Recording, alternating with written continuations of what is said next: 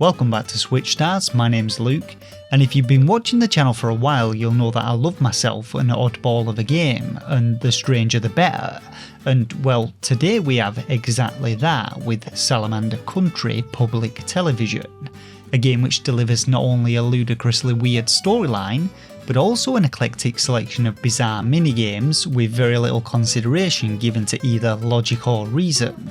So let's take a look at this strange little title, and be sure to drop a like and subscribe to the channel for more Switch related goodness. So I'm not going to spoil the storyline with this one for you because as weird as it is, it's still well worth enjoying, but the game begins with you, the player, becoming the latest employee at Salamander County's public TV station. But unfortunately it seems that aside from you, the team leader Jeffrey and a girl called Ember, nobody has turned up for work, and in fact it turns out that everybody in Salamander County has disappeared, so with the future of the TV station at risk, it falls to you to discover why. Now the story itself is presented in the form of a chat room and dialogue posted back and forth between the various characters, and there's a lot of nonsense to be had with it, and like I said, the plotline is completely ludicrous and has some utterly bizarre plot twists which make no sense at all, but if you enjoy silly humour then you'll no doubt enjoy this one. Regardless of a lack of viewership though, the show must go on. There are still segments to be filmed and broadcast, and this is where the minigames come in with you sent out into the field to partake in them.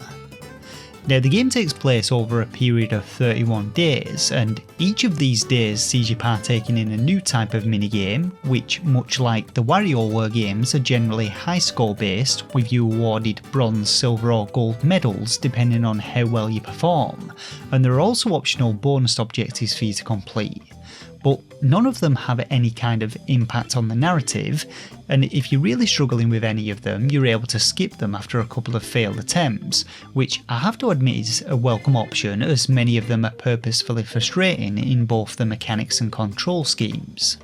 To give you a small example of how batshit crazy these minigames are though, your first foray into the world of Salamander County Television has you attempting to launch an orange as far as you can using nothing but a banana, and as with the majority of the minigames, the controls are incredibly simple, having you rotate the banana to propel the orange across a kitchen worktop. Amongst the selection of games on offer though, you'll find the following. A basketball game where you're required to launch the basket at the ball, a July Christmas themed game where you're flinging baubles onto a Christmas tree, balloon inflating, coverage of the Warioware Underwater Volleyball Championships, burger stacking, donut constructing and pizza hoovering. And you may be noticing a bit of a food related theme going on with them, thanks to it being Jeffrey's favourite topic. Like I said though, the games are often purposefully frustrating and the challenge mainly comes down to fiddly control schemes or oddball mechanics, but all in all there's some really great variety. They definitely kept me entertained throughout my hour or two playtime, and once you've completed the game you can then dive back in to replay any of them to polish off those gold medals and bonus objectives, and there are also a couple of additional minigames to enjoy. Now there's really not an awful lot more to say about Salamander when it comes to gameplay, and I've purposefully kept things brief as playing through the minigames and the story itself is definitely more enjoyable than me just describing them to you.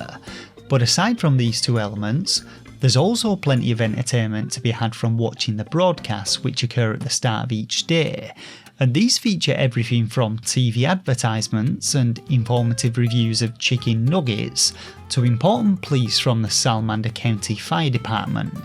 But much like the rest of the game, these are nonsensical segments filled with silly humour and satirical skits, and I for one found them very amusing. Now when it comes to the graphics of the game, they're pretty much comprised entirely of stock photos, which to be honest does help to feed into the overall weirdness of the title and gives it a unique visual aesthetic, and presumably the music is also stock, but it's quirky and upbeat and matches the gameplay perfectly. In conclusion though, Salamander County Public Television is another very strange title, and I seem to have a habit of stumbling across these kind of games, or maybe I just seek them out. But whatever the case, I enjoyed my time with this one. It's relatively short-lived, clocking in at about an hour and a half's worth of gameplay, but if like me you're a fan of the weird and wonderful, then you'll no doubt have a ball with this one. Overall though, Salamander County Public Television gets 3 out of 5 stars from me, and a 4 out of 5 on the weirdness scale.